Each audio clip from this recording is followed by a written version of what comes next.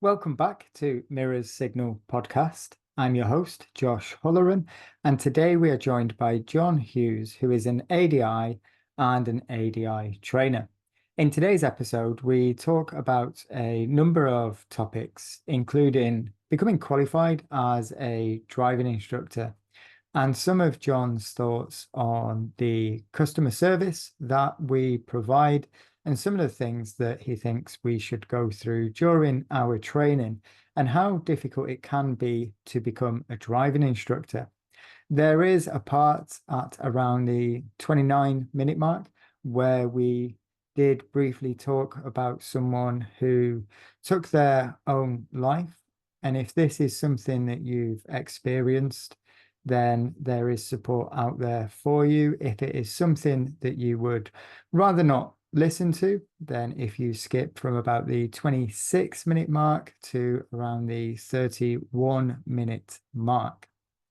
If you're enjoying the content, please make sure that you hit the subscribe button. You can also give the episodes a like and feel free to share on any of your social media. Leave any thoughts that you've got in the comments section. And if you're currently watching on YouTube, you can get the audio version, and that's available on the YouTube Music app. If you've got any questions for me, you can find me on my Facebook page or the Facebook group, and they're both available at Mirror's Signal Podcast.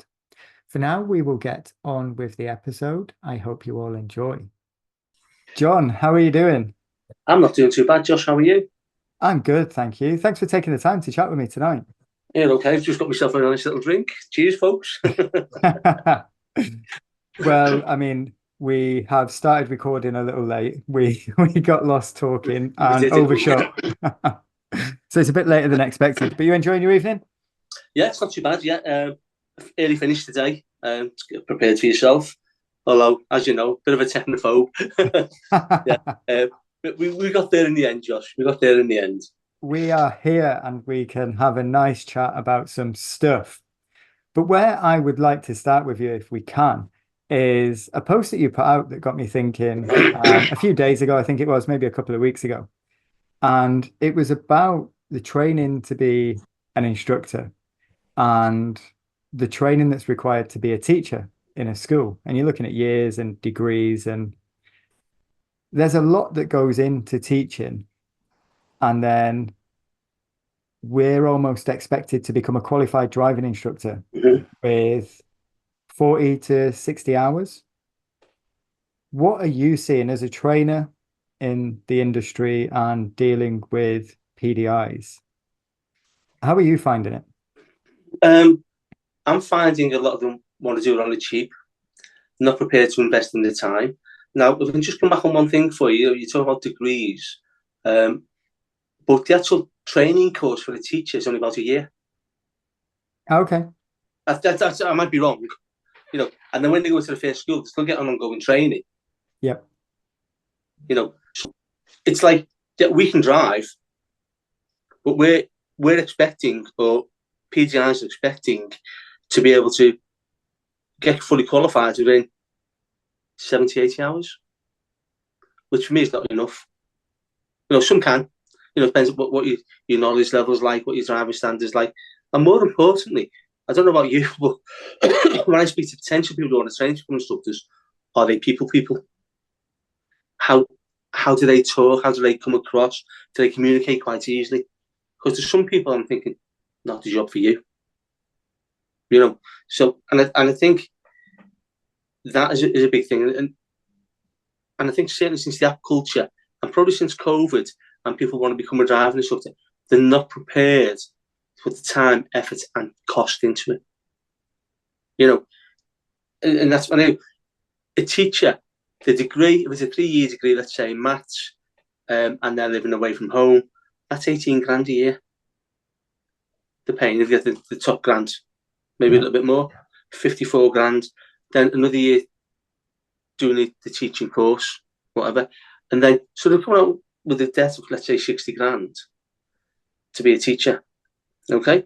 And some teachers aren't particularly good, as we know, like with some driving instructors, but yet some potential driving instructors, they don't want to spend more than 1,500 quid, £2,000, and they think they can get the full course. Well, I paid for this, I should be able to qualify. No, and I do think we need to put a lot more effort into it, and effort and time, really. And I think a lot of people are going, oh yeah, I'd like to become a driving instructor, but don't research it fully. There's a lot of points there that I think are worth delving into. But one that I think we can start with is that they've paid maybe 1,500, £2,000 and expect to qualify. And it's not necessarily the individual's fault or the school's fault, or just we look at it as a whole. Like you said, there's people with different levels of ability. And I think we need to be able to assess where we're at as an individual, where our weaknesses are, and potentially invest, whether it's time, money, whatever it is, to develop as a whole.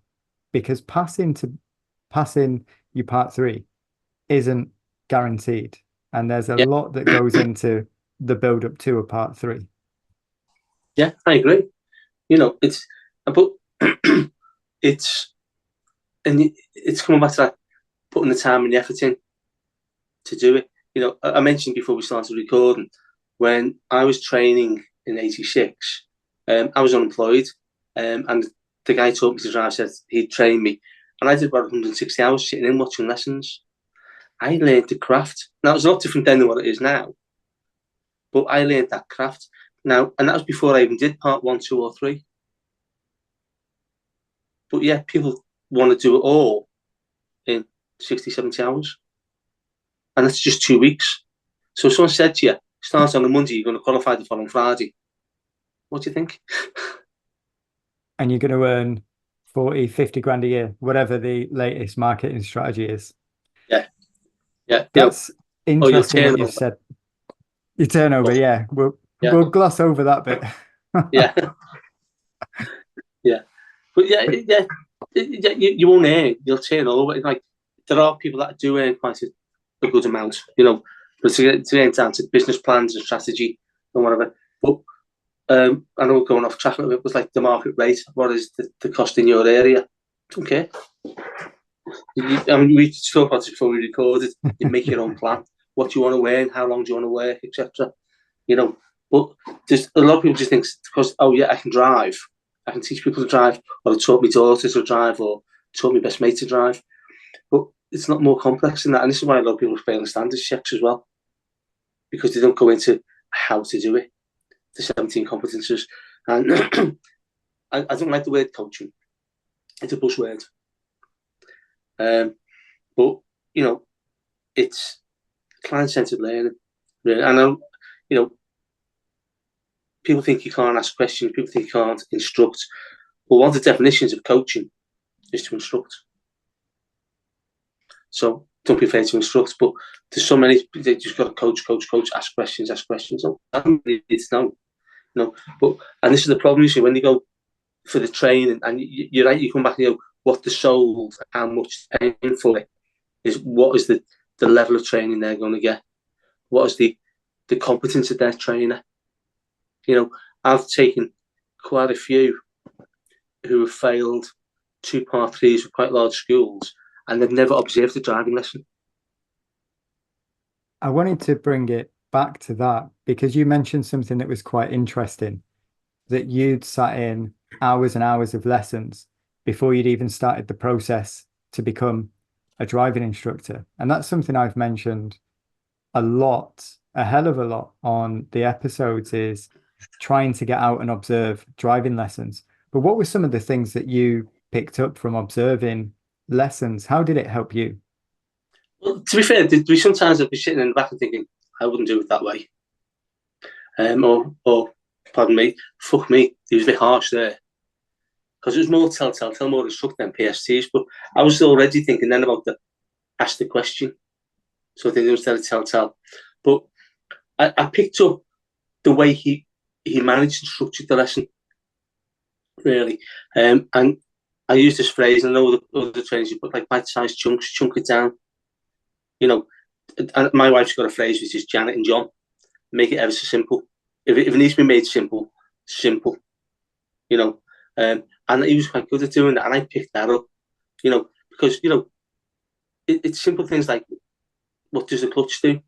Oh, it helps you change gear. Okay, but it's how we explain what it does, and it takes lessons and lessons and lessons of learning what the clutch does. In simple terms, gets the engine to the wheels.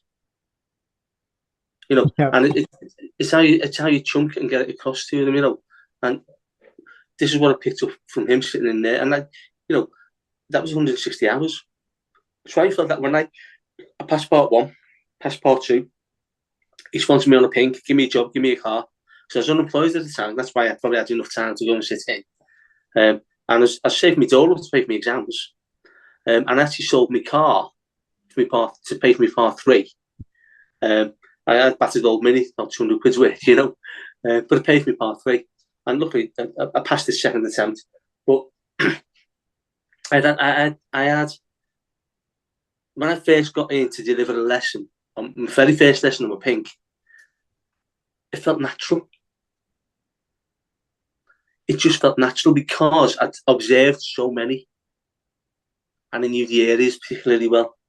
So that's what I picked up from doing that. And I think, there's not, providing you get a good trainer and someone who can deliver lessons well, observe as many as you can. My guys come out with me as well as me going out with them. And I'd like to sit in with yourself, Josh, you know what I mean? And because you never stop learning, really.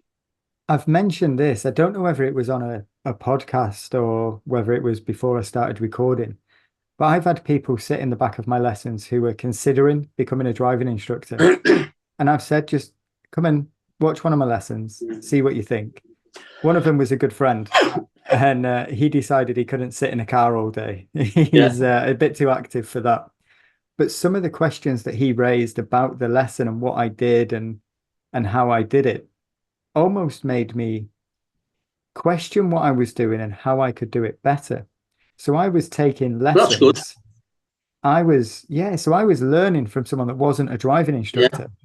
Like, oh, why did you do this? Did you not think of this? And it's almost like it's helping me develop, just having someone in the back, a fresh pair of eyes that's, as you know, sitting in the back, you see so much more. When you're in the passenger seat, you've got your eyes on the student, on the road, on the car that's doing something stupid up ahead. Yes. So you can't see everything, but someone in the back who's not got all of that to worry about, who can just watch you, is going to give you some really good insights. So I think there's benefits for all parties in the car when 100%. There's lesson observations. Yeah, I love being challenged. I love being, whether it's like I'm down the pub having a pint, someone asks me a question, and I might go back at them with a question. But even like the PDI sitting in the back, or as you say, they haven't gone part one yet. They'll sit in and they'll ask the questions, and it makes you thinking: can you do it differently? Because that leads me on to another bit. There are instructors who want to do it a certain way. This is the way I do it. This is the way I teach it. But hang on, how does that pupil learn it? We've got so many tools, haven't we? And there's so many different types of learners. Yes. A very quick story. My daughter works in hospitality in a pub. And there's a young girl there. She's taking lessons with another instructor in the area. And she's talking to me, she's crying actually, saying, oh, it's really going to be a bad time because I've watched my mum and dad reverse spray and they go over on the angle and they reverse it in. And he's really telling me off and screaming at me saying I've got to do it the 3-line way. Because that's the way he teaches it. Well, hang on. What works for the pupil? And is it wrong? She left him in the end. I couldn't fit her in. She left, but I recommended someone for her. And she, why do we have to do it your way? Yeah, we do have ways we teach things, but we should have ways we teach things differently. What works for the pupil? That's my view anyway. I enjoy the reversing. I mean, I have some that do the 3-line technique, and I have some that do the 45-degree. I don't know what you call it. Whether we call it the pull up to the bay, drive away from it, reverse into it. Yeah. But they all almost create their own. I'll take them into a car park. But you fancy having a go? Think of what other Absolutely, that's people all I do. do. Yeah, And if they set up like the 3-line method, I know it. So I can be like, yeah, maybe if we try lining this up with this, give it a go then. And oh yeah, this works. I'm like, cool. There you go. That's yeah, that's how you do it. yeah, And if they do the 45-degree, let's do yeah. that.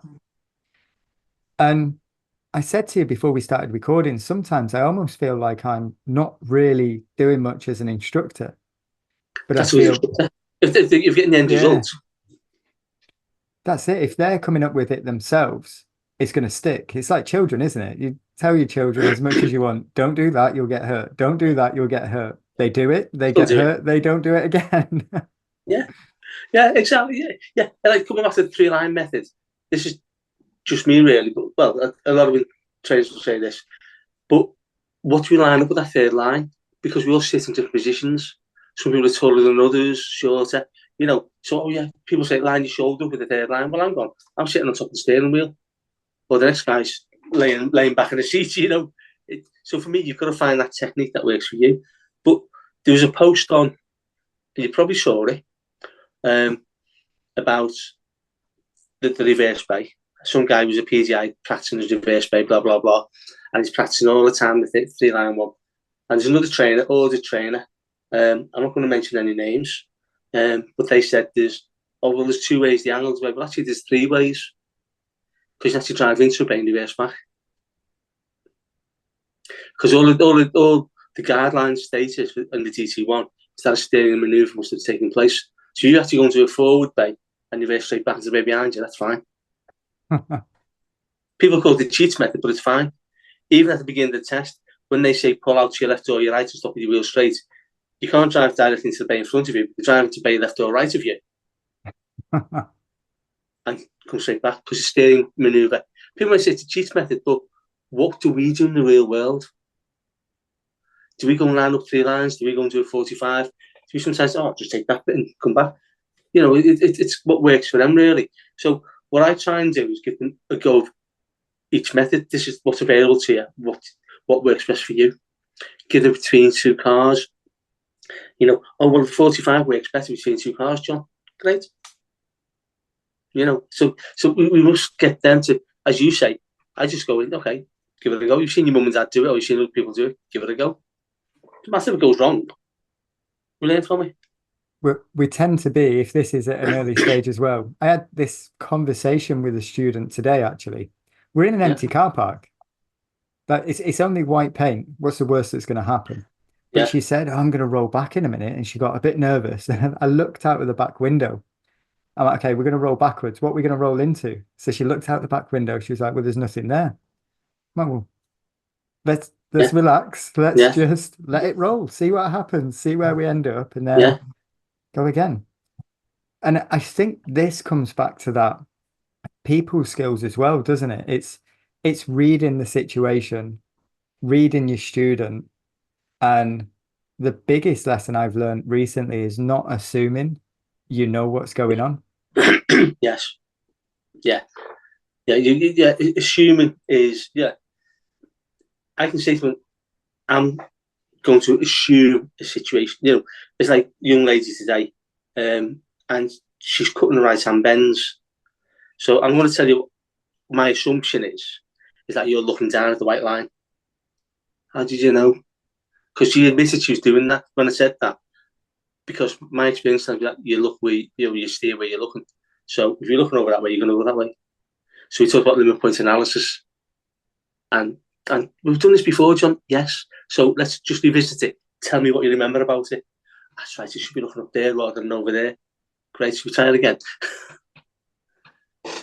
Yeah, and that was a lesson I learned with, I've said this on record before, and it stuck with me from the day that it happened. And that was my student was getting too close to the curb. Yeah. So I told him repeatedly, watch the curb, get over to the right, watch the curb. And Rick, one of my friends who's an ADI, he was sat in the back watching. And at the end, we had a chat, we had a coffee, and he was like, he was watching that curb really well, wasn't he? I was like, what do you mean? He said, all you told him to do was watch the curb. So he was looking at the curb, but trying to steer away from it. And I was like, oh my goodness. So everything I say now is look where you want the car to go. Yeah. A similar one, I sat in the back with a PGI a couple of years ago. Coughing again. Sat in the back with a PGI a few years ago. And he was going through traffic, like slalom pretty much, but there's a road on the right as well. And he said, okay, go to your right. And what did the people do? Try to turn right.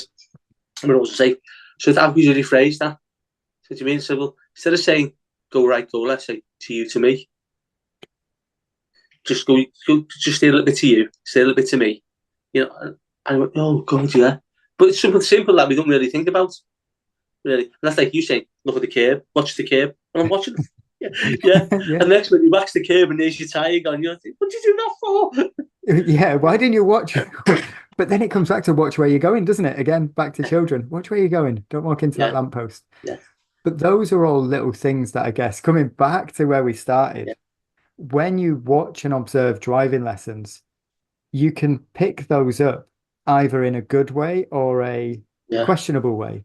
Wait a minute, you was doing loads of this. Another example was an instructor was doing a lot of the steering. Yeah. And hadn't really realized quite how much they were supporting the student. They had someone sat in the back, me, and I was like, have you thought of doing this? Have you thought of doing that?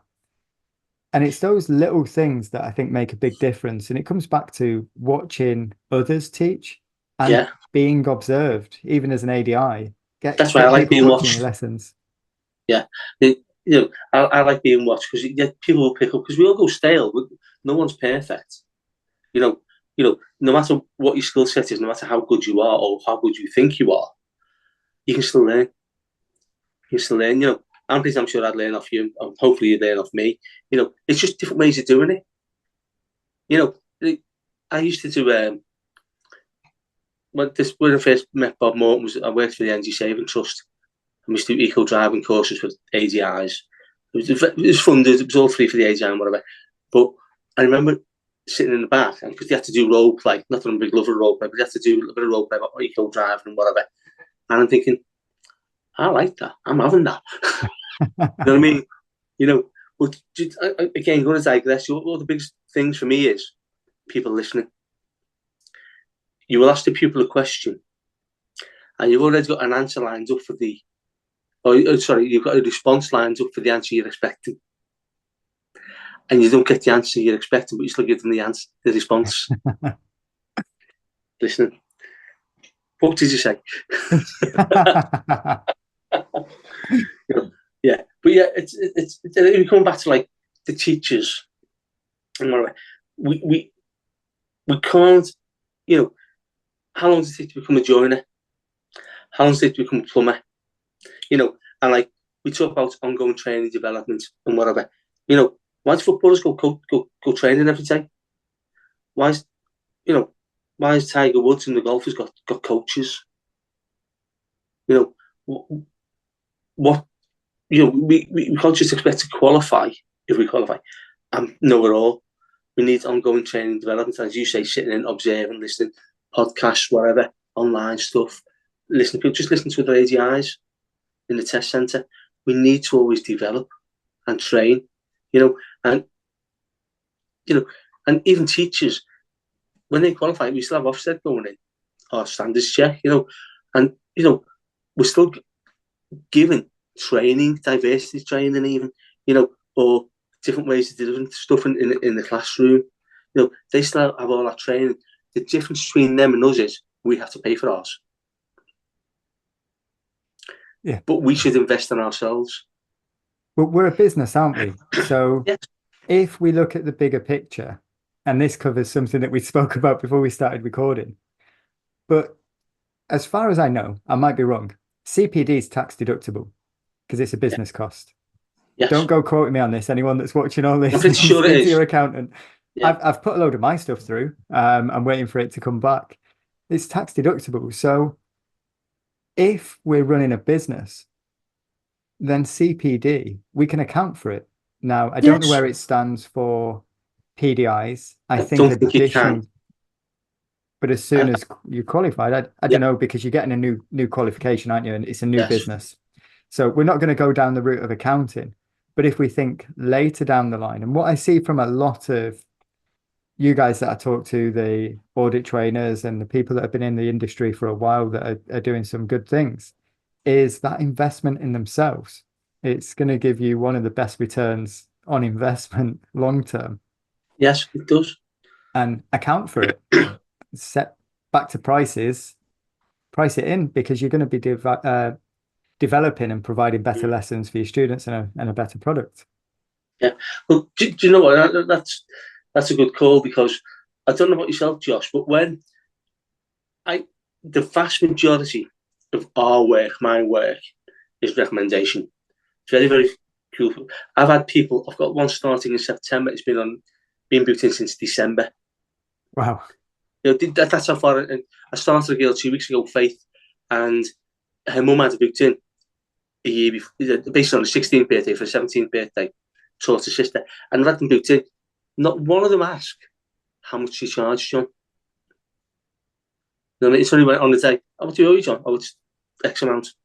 Or, do you want to pay a block, blah, blah, blah, And I know people say, don't give a discount.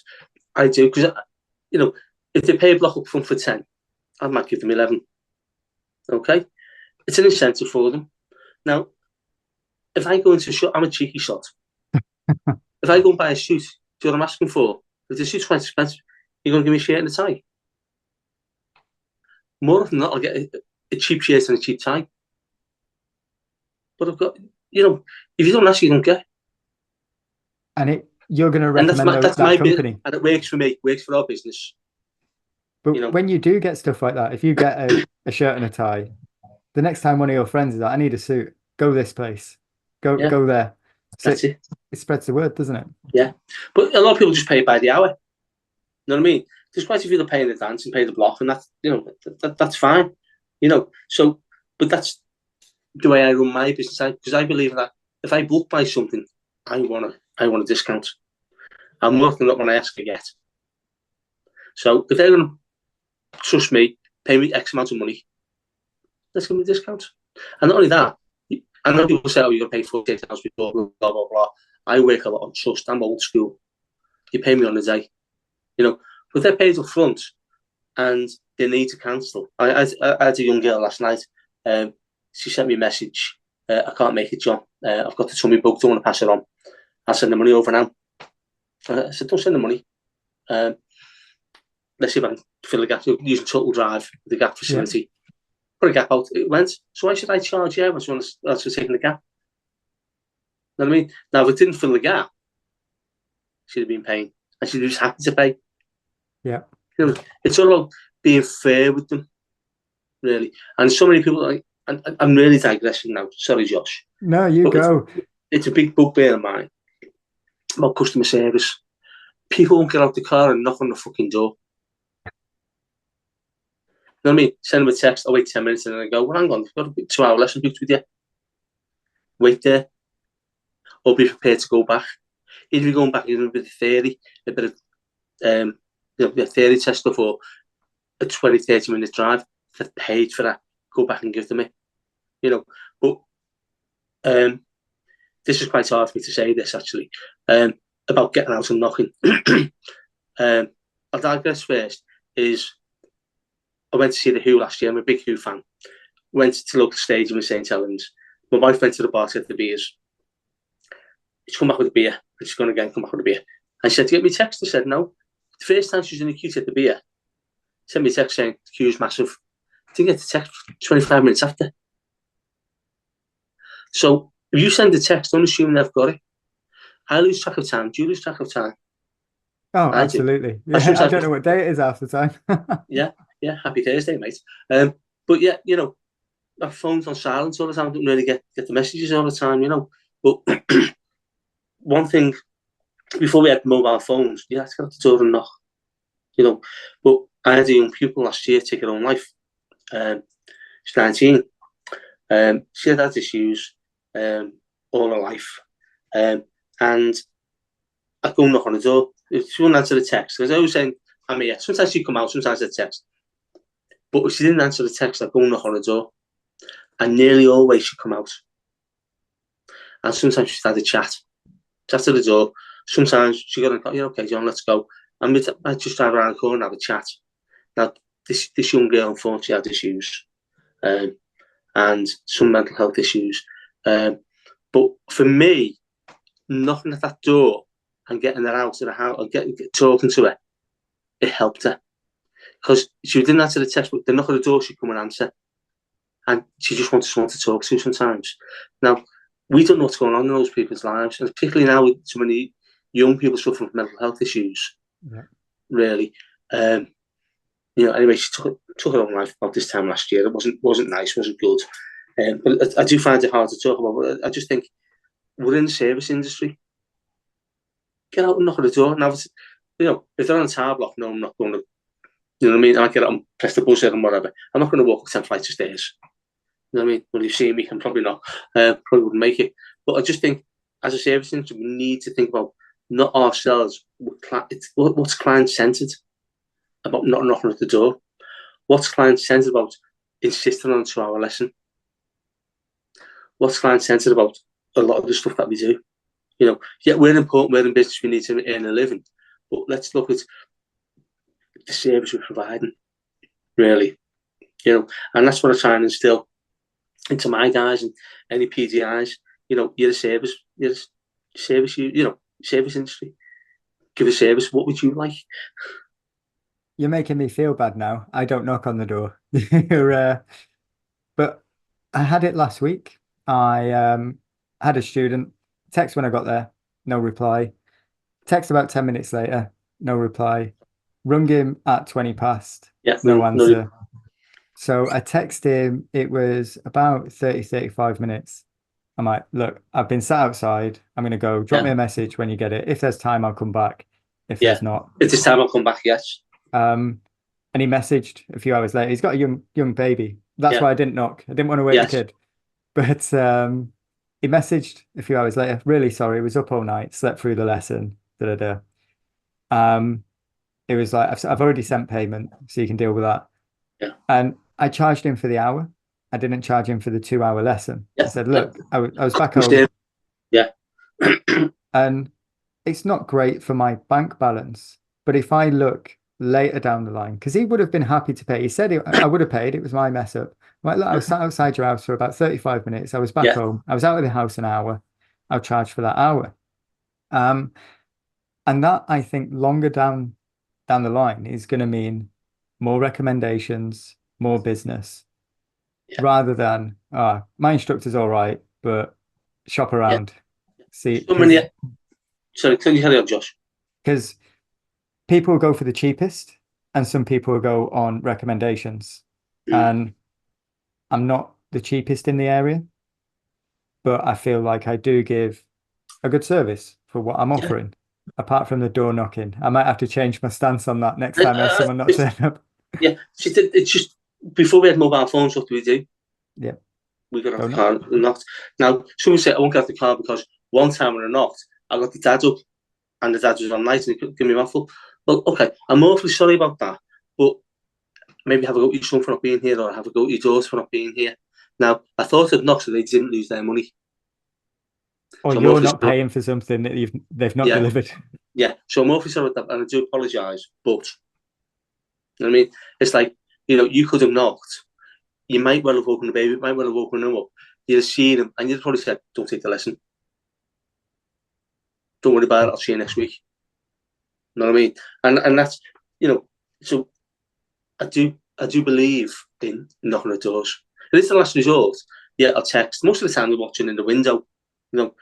I'll text, oh shit, John, I didn't realize the time, or ring them, oh, I didn't get you, John. Because sometimes texts just do not go through.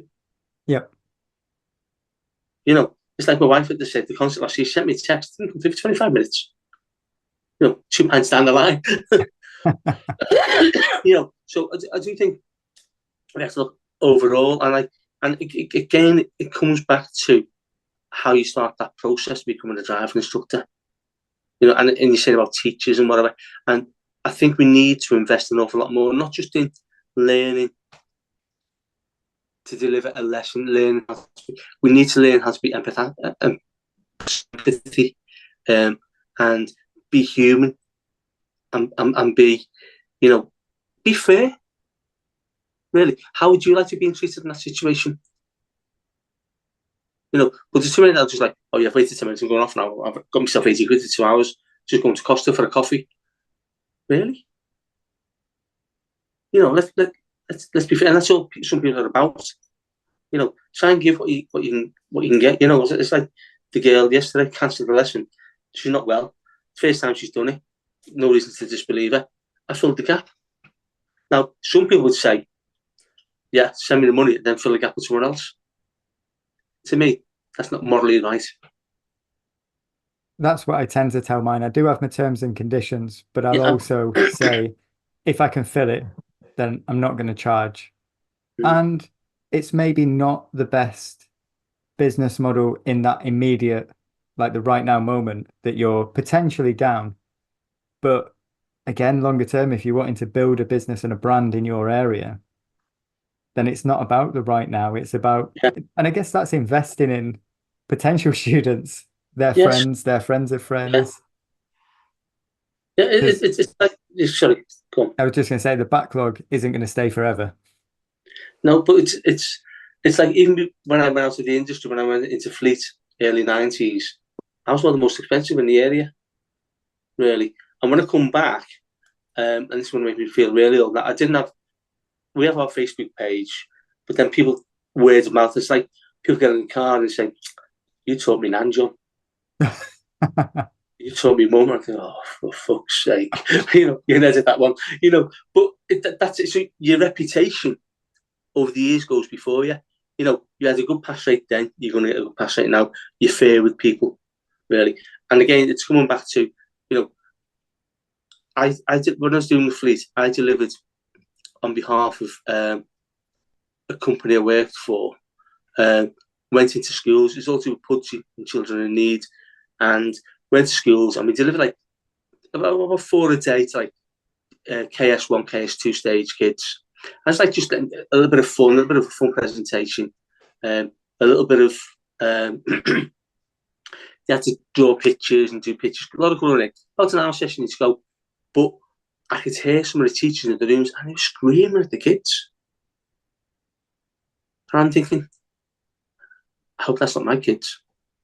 You know what I mean? But other teachers, they had much more connection with the kids. Once the teacher stood and put their hands up like that, all the kids stopped and stood still. That's all I had to do to get their attention. And then move on. But others would rant and scream. And I'm thinking, that's where the training comes from, and that's where we need to learn from. Starting with teachers and then ADIs, PDIs. How do we deliver that? Because you probably know, and I know, there's also some ranters and ravers out there.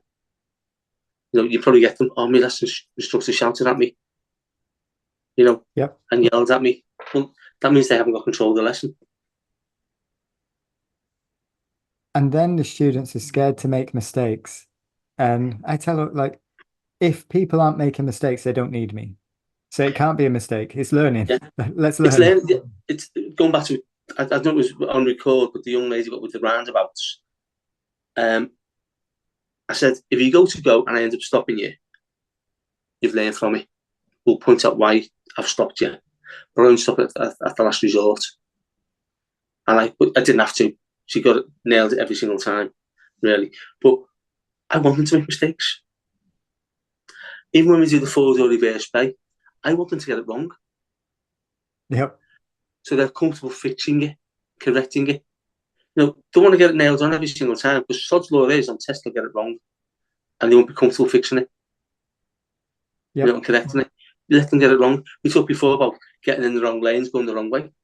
Deliberately get them the wrong way. Oh shit, I've got to get the wrong instruction here, we're in the wrong lane. What are we going to do? I love no through roads. I do that all the time. We're going to take the next turning on the right, knowing full well that we're not getting through anywhere else. Yeah. But to be fair though, just digress on that. When I first started in the 80s, 90s, there was loads of no through roads, but there's lots of roads off you could go down. So, because usually when you see the no through roads, it's like cul-de-sac, isn't it? Yep. But a lot of these, like, no, you can't get out at the end, but you go down the side roads. Which is like, this is a place called Bootle in Liverpool. bandit country, it's with all the Formula One, shall we say, wheel changes learn the trade. It's stuff for more than 5 seconds, the wheels are gone. But that's it. So that's the no through road sort of thing. But yeah, it's good. But isn't it good though? If you go into the cul-de-sac, what are you going to do? I'm going to get us out of here. Is it a turning in the road opportunity? That's it. What's the turning in the road? What's the 3-point turn? Well, hang on. Do you still not teach this? This isn't in the test. Yeah, and that's it. No, it's not in the test. And this is a lot of AGIs. It's not in the test. It's like, it's only the last 2 years, I think, where if you haven't got a car park at the test centre, that the DVSA says you can do the reverse bay in a public car park. But before that, people were teaching the reverse bay because my test centre doesn't have it. Well, still teach it, you dick. When I first started, again, late 80s, early 90s, I used to always say to them, it's a multi-storey car park. Let's park and let's go out. So, paying the money and going up and down and coming down, and it was all good practice. Even now, how many people take the pupils for fuel? Play a game with them. Like, if you stop bang on 20 quid, I'll buy you the chocolate bar. If you got anything over, you're paying. Yeah, but it's not that. Yeah, 19.99 is no good. £20 a penny is no good. And I give them 2 goes. I'm more often not buying them a chocolate bar on the second go. It's a chocolate bar, but it's good practice for them. Yeah. And it makes it fun. But a lot of people don't know how to fill a car up or how to do the tyres and things. So I think when we look at coming back again to the very beginning, teachers, they've done the degree, they know their subject in and out. But as ADIs or PGIs, do we know our subject in and out? No, because we don't put as much effort or time into the learning process. We want to do it on a minimal basis. I only need 4 charges to get me paid, not minimum. And that, for me, we should be putting a lot more effort and time into it. That's me. It's some great points, and it starts before even taking the part 1. Like you said, it's the knowledge of driving and being on the road, and we need that in-depth knowledge before part 1 to pass that. 100%. And then demonstrate it on part 2 and impart it on part 3. They're all together. It links in, it's all blended. It links in, you get people saying, well, pass me part 1 and part 2. I want to do part 3 now. Well, hang on. Just like I said to the lady today, what we're doing today will carry over into part 3. Because you'll see the way I'm asking you questions, trying to impart knowledge, how you will do that on your part 3. Oh, God, yeah. But as I say, I think she's going to be all right. You know what I mean? With a previous background, I think she'll be fine. But other people think it's just like part 1, part 2, part 3. Now, when they pass part 2, they forget about the driving standards when they're in the part 3. And they forget about the part 1, the knowledge. Yeah. Again, come back to the forums where I'm not particularly liked. You come back to the forums where they're asking questions and people say there's no such thing as a stupid question. Sorry, there is. That's my... If they're asking questions, they should have that knowledge about. And why haven't they got that knowledge? Is it down to the trainer or down to the way they've learned it? They try to learn it rote. Like we said before, they might have the knowledge, but do they understand the knowledge? And it's 2 different things. It is, and it's been an eye-opener for me doing this podcast, because I very much came into it, right, let's do part 1, tick that off. Let's do part 2, tick that off. Now let's learn how to be a driving instructor. Yeah. But had I have done more research at the early stage, and not just gone with the best marketing agency, I'd have maybe taken a different route, and I would have understood how important the 3 stages are interlinked. And I think that would have helped. But what I would like to do now with you, John, because I'm sure we can spend all night talking. I've got some tell me questions. We will absolutely do it again. I'm enjoying this, and I think there's a lot of topics we can cover. But do you mind if we go through some tell me questions? Go on, this is where I make a dick of myself, isn't it? This is the only bit I can't edit out for you. Okay. So the first one, can you tell me what car you would drive if it was the only car you could drive forever? That's a really good question. Because I've changed that really. When I was young, I've never been a petrol head because of the jobs in the fleet. I would be in a Ferrari one day and a Fiesta the next day. I've never really been a petrol head. But there was 2 cars I would really, really like. I'd like a Bentley GT or a Mustang. I've always been a Mustang fan. However, since working with EST and doing a lot of work with electric vehicles, one of my cars is an EV that I'm teaching. So I couldn't say a car, but I'd say a good quality EV. Like people rave about Tesla. They're a good car, but they're not a marvelous car. So I couldn't really give you a answer, but I'd like a good quality EV that served all my needs. So I can't give you a particular brand or make or whatever, but I'd like a good quality EV. Nice. I'm not yet converted on electric. I'll be staying petrol or diesel as long as I can. But maybe that's for another day. Yeah. But we can have a chat about that another day. Yeah. So, can you tell me if you could deliver a driving lesson to anyone, who would it be? Ooh, great question again. Does it have to be someone famous? No, it can be anyone.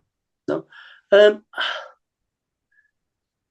have taken some famous people on sessions. I'm stumped. I would like to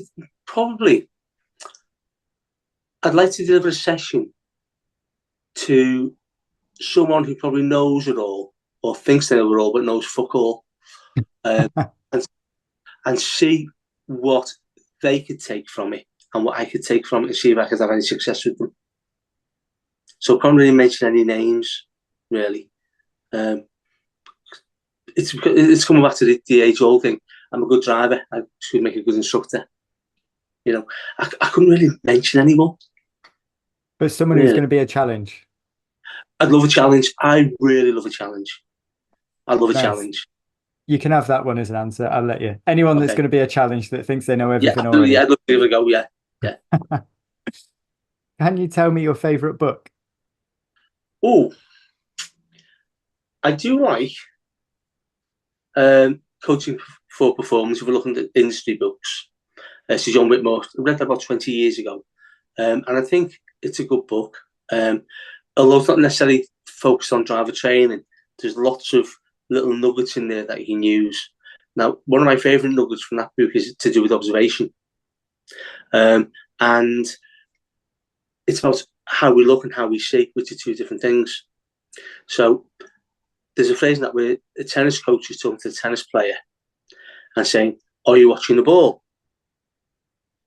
Close question, yes or no? Yes, I'm watching the ball. How does the coach prove he's watching the ball? Which way is the ball spinning? Where's it going to land? How high is it going to bounce? So that's observation. And one of the things I do when I used to do all the workshops that I used to deliver, we talk about observation. I'd say to people, "You got to watch, yeah? Analog watch, yeah, okay. What time is it? Oh, yeah, it's 9:15. Okay. How long have you had the watch? I've had it years.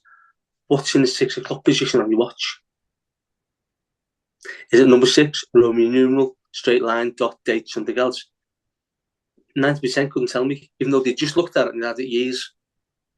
So looking and seeing are 2 different things. So I always think that phrase from that book to the tennis coach deals with observation. What's behind us? It's a blue car.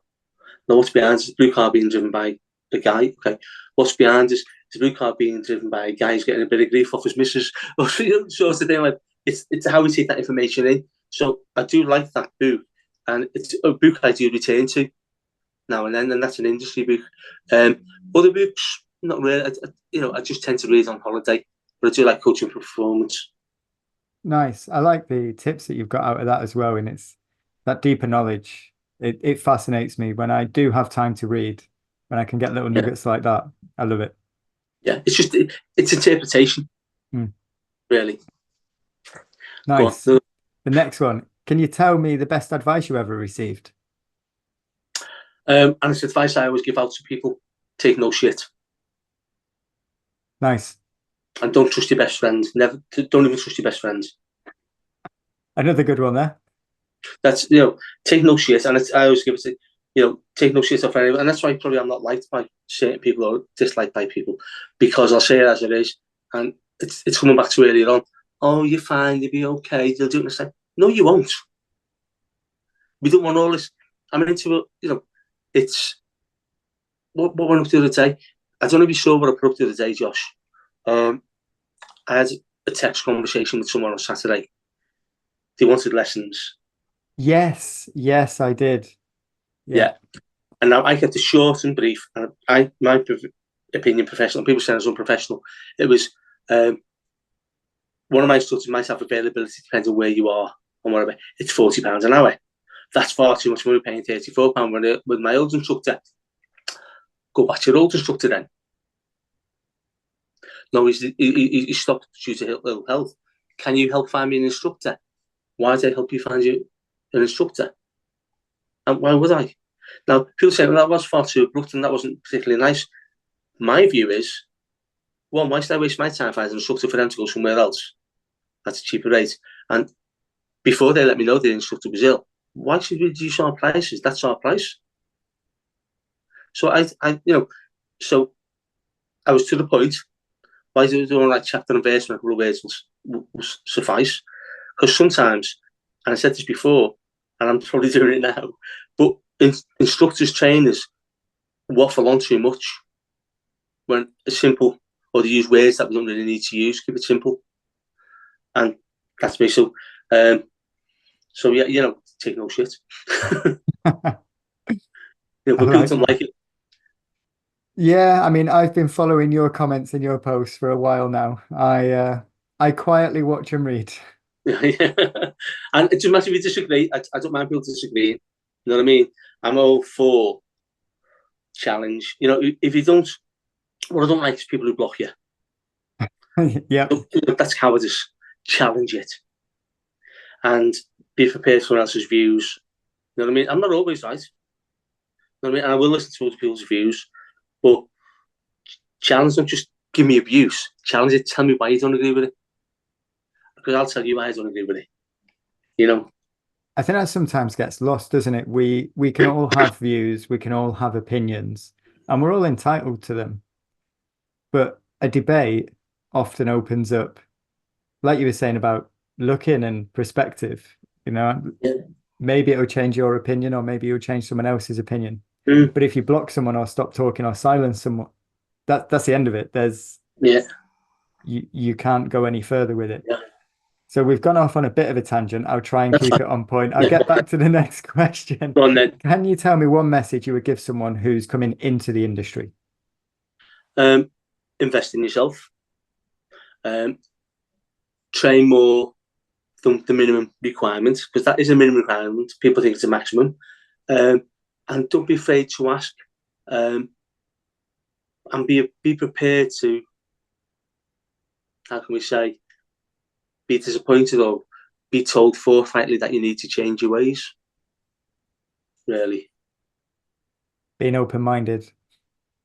Yeah, that's a good phrase. Yeah, open-minded. I've had to drink, Josh. Yeah. We might have to keep this going while you have a second. Yeah. Can you tell me one piece of advice you'd give a student before going for their driving test? Okay. Give it your best shot. You're more than capable, because I wouldn't let you go otherwise. But if you fail, do you think it's going to really bother you on your deathbed? You're going to lie there on your deathbed thinking, shit, I failed my test first time. You can do it again. It's not nice failing, but it's not the end of the world. Nice, a great point there. The next one, can you tell me something you wish you were better at?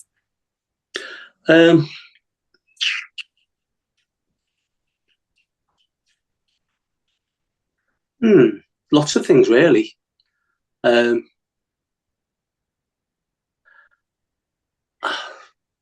lots of things. It's a great question again. What could I be better at? I think I said to you a couple of times that every day is a school day. So you might not realise you need to be better at something, but you can listen.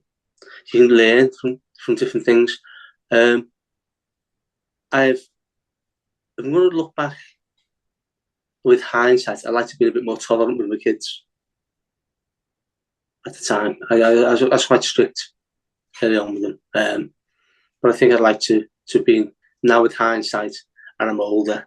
I think coming to parenting quite late, but I think I'd like to be a bit more tolerant, really. So, but at this moment in time, I'm really tolerant of people with diverse needs, extra needs, but I'm not necessarily tolerant of people who ask stupid questions, and maybe it should be, or what I consider to be stupid questions. So that's just being a Scouser, though. And straight to the point. That's what, yeah. That's it. It's getting that message across. Nice. So that's the end of the tell me questions. The final one that I've got for you. Have you got any final messages, or where can people find you if they want to reach out for any info? Messages are, before you ask questions, research it yourself. DVSA, etc. All the information's there. People reaching out, lots of Facebook groups, and I do get. I've even been slagged in the past by people on Facebook who've then private messaged me and asked for advice. And you know what? I'm too big to say fuck off. I'll help them and give them advice. Whether they take that advice is down to them, really. But yeah, I'm happy where I am in my business life at the moment. I'm 60 this year, so I'm happy where I am. So if people want to reach out and ask questions, bit of advice, I'm more than happy to help. If they want to come for a training course, I'm happy to help, really. So, I don't go out touting myself as such. That's for other people. Some are bloody good and some aren't. So I rather, as I said to you at the very, very beginning, when it was on this, when you're recording, is if it's good enough for Bob Morton, good enough for Mick and Lee, it's good enough for me. Really, I don't really push myself that much. I don't need to. I'm too old for all that now. Maybe 20 years ago I might have done. Nice. Some good stuff there. Some good messages. But thank you very much for your time tonight. Welcome, it's been a pleasure chatting with you. I've really enjoyed it. And I think we've left a few bits there that maybe we can delve into in the future at some point. Happy to. It was great to chat. Yeah, we'll convert it to EV. One day, maybe. Yeah, we'll get you there, mate. We'll get you there. But yeah, it's been good, Josh, and thanks for inviting me. No problem. Oh, cheers, John. Yeah, and cheers. I do need a second one now. You enjoy. Thank you. Thanks, Josh.